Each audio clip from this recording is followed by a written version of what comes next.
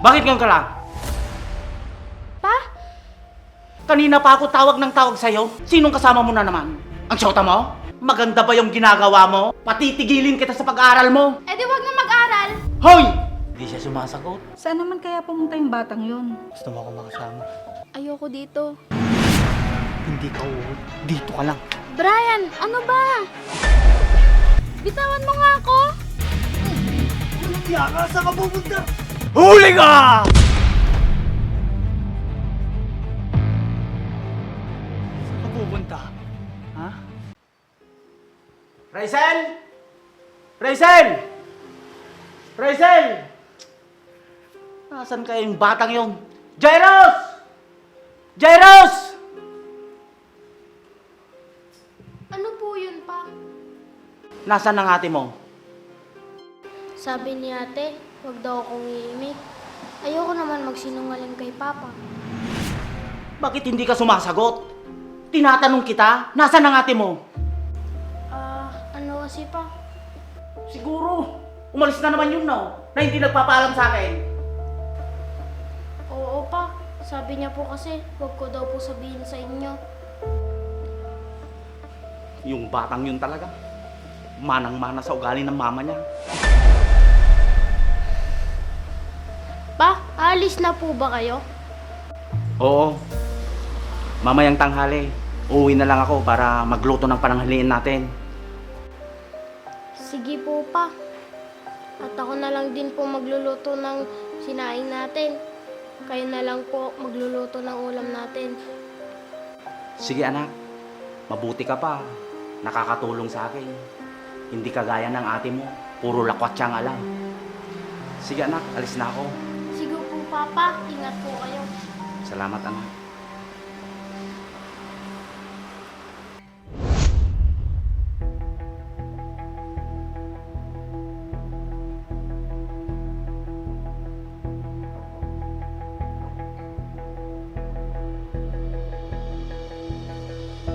Bakit ngayon ka lang? Pa?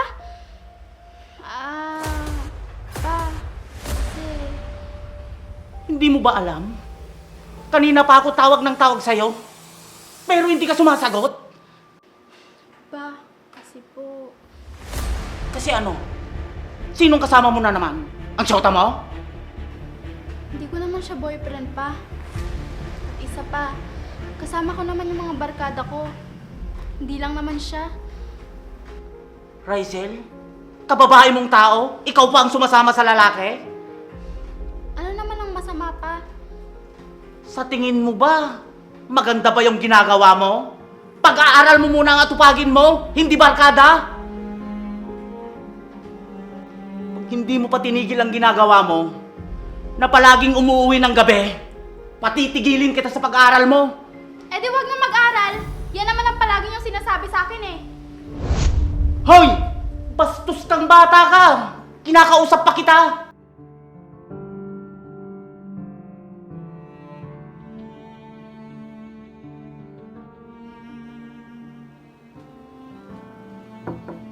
Pa?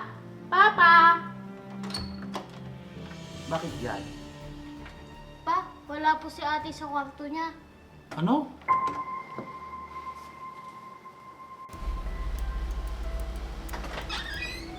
Raizel? Saan kaya nagpunta ang batang yun? Pa, baka po naglaya si ate.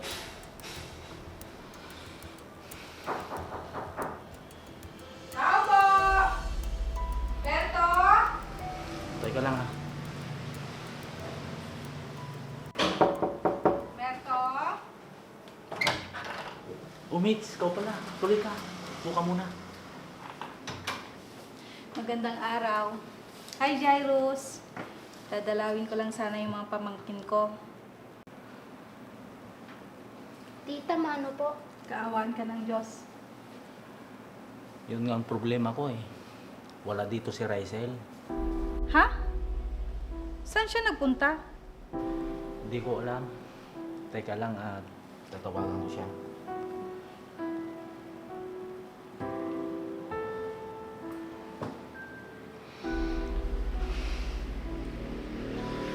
Hindi siya sumasagot. Saan naman kaya pumunta yung batang yun? Wala ka bang alam kung sino yung sinamahan niyang kaibigan? Alam ko, palagi niyang kasama ang manliligaw niya. Hindi ko alam kung kasintahan ba niya yon o hindi. Pa, tita, narinig ko po si ate kagabi. May kausap po siyang lalaki.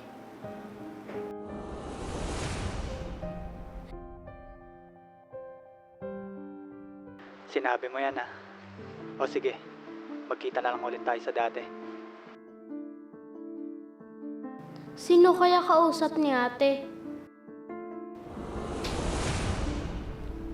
Bakit kasi pinapayagan mong magpaligaw ang anak mo? Hindi ko naman siya mabawalan, Mitch. Ilang beses ko nang sinasabihan, pero hindi siya nakikinig sa akin. Yan ang sinasabi ko eh.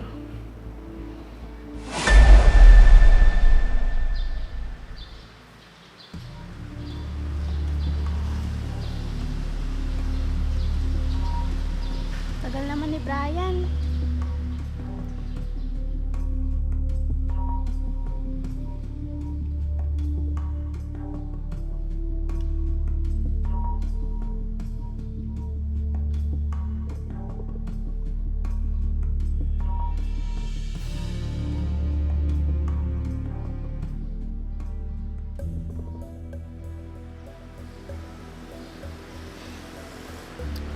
Wala siyang isang salita.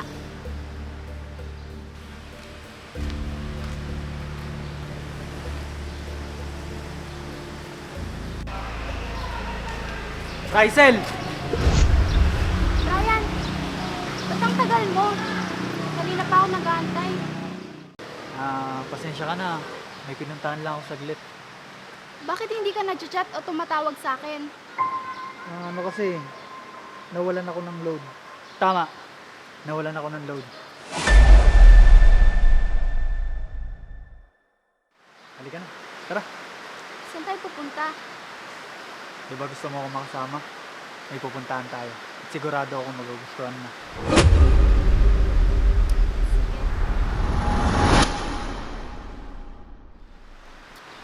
Brian, saan ba tayo pupunta?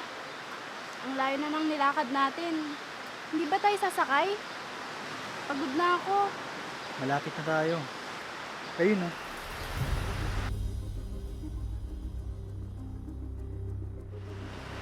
Ba't parang wala yatang katao-tao doon? Ayaw mo nun? Tayong dalawa lang. Walang istorbo. Isa pa, malakas yung ulan. Sakto. Pwede tayong magpalipas ng oras doon. Ikaw talaga, Brian. Kung ano-ano sinasabi mo. Ano? Tara na.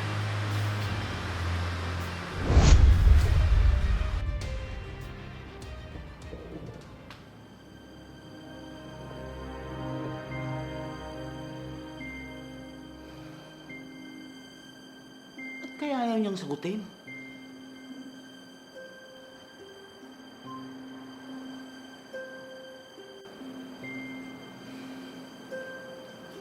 Ha? Kamusta po? Asa na po si ate? Hindi nga siya sumasagot, anak. Pa, baka po kasama niya po yung lalaking kausap niya po. Baka nga, anak eh. Tara, hanapin natin ang ate mo. Sige po. Opo ako muna, Rysel.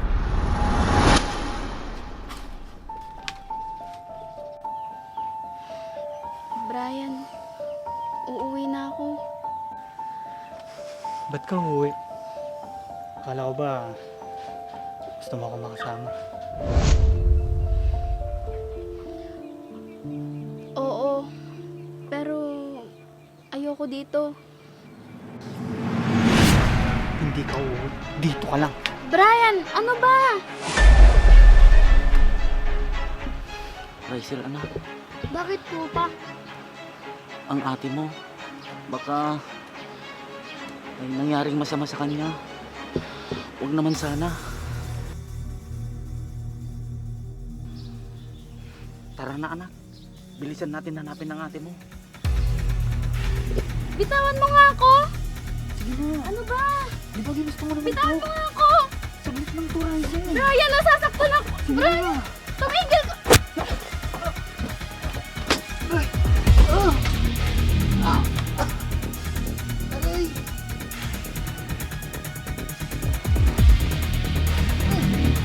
Yaka, saan ka pupunta?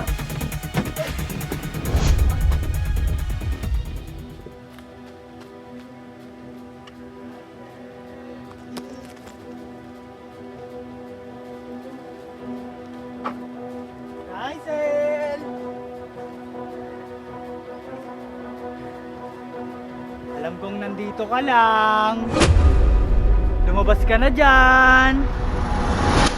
Wala naman tayong gagawing masama eh. Sisiguraduhin ko lang naliligaya ka sa gagawin natin. Lumabas ka na. Papa! Papa!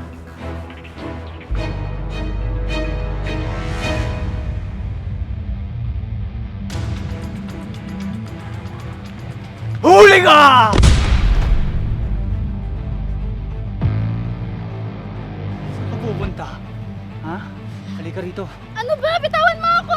Halika rito! Halika dito. Ano ba? Halika dito.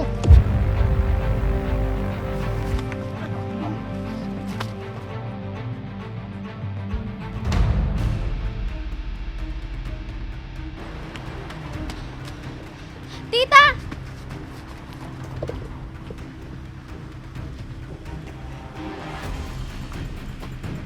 Tita! Oh, Rysel! Anong nangyari sa'yo? Tita! May humahabol po sa akin. Sino? Tita! Sorry po. Teka nga muna. Umuwi muna tayo sa bahay.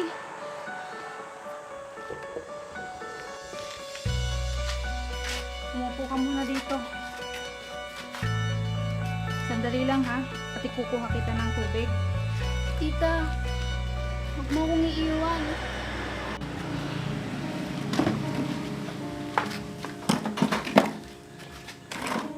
Ano ba kasing nangyari sa'yo? Kasi po, nakipagkita po ako sa lalaking nakilala ko sa social media. O tapos, anong ginawa sa'yo? Dinala niya po ako sa isang liblib na lugar. Ha? Anong ginawa niya sa'yo? Buti na lang po, nakatakbo ako, tita. Ikaw kasing bata ka, hindi ka nag-iingat. Akala ko po kasi, tita, mabait siya. Nung una naman po, mabait naman po siya sa akin.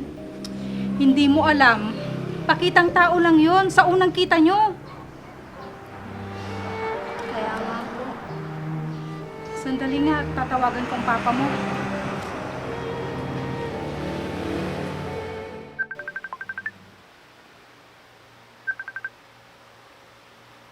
Hello? Berto, nandito si Rysel kasama ko ngayon. Ha? Saan kayo ngayon?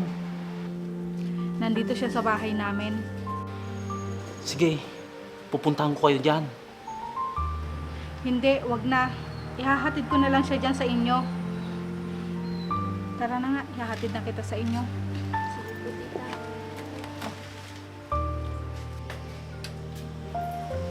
Tita, nahiya po ako kay papa. Dapat, handa mong harapin ang papa mo at humingi ka ng tawad sa kanya.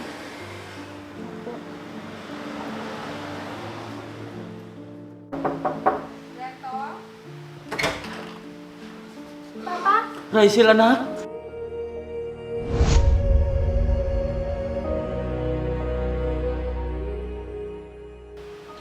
Anak, saan ka ba pumunta? Papa, sorry po. Naku, Berto, alam mo ba, muntik na siyang mapahamak kanina. Ha? Anong nangyari? Papa, kanina po, dinala po ako ni Brian sa liblib na lugar. Sinong Brian yon? Anong ginawa niya sa'yo?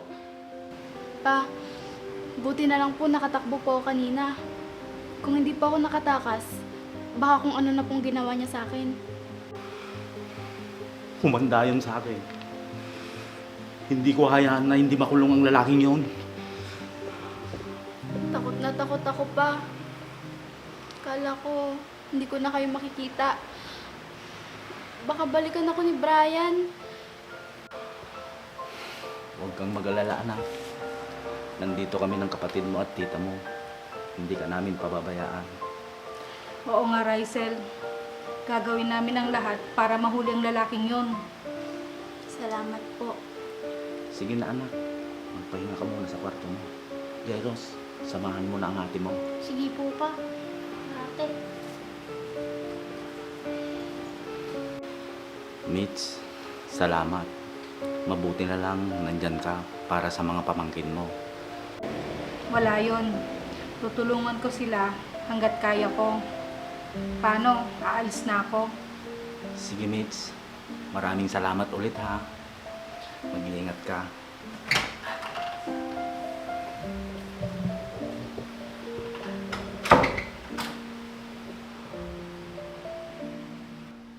Tao po. Tao po. Oh, Mitch. Ikaw pala. Halika, tuloy ka. Maupo ka muna.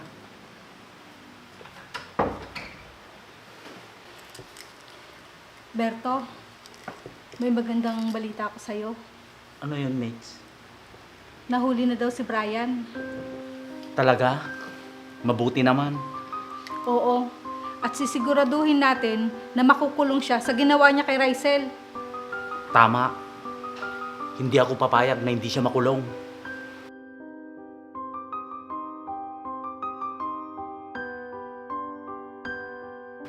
Tita? Andito po pala kayo. Paano po? Rysel, nandito ako para sabihin sa'yo na nahuli na si Brian. Talaga po? Mabuti nga sa kanya. Para mabulok siya sa kulungan. Oo nga. Kaya pag nasa korte na ang kaso, sabihin mo na ang lahat ng ginawa niya sa'yo. Opo, tita. Para hindi na siya tularan ng mga ibang lalaki. Para magtanda na siya. Kaya ikaw, anak, mag-iingat ka rin sa lahat ng nakakausap mo. Hindi lahat mapagkakatiwalaan. Opo, Papa.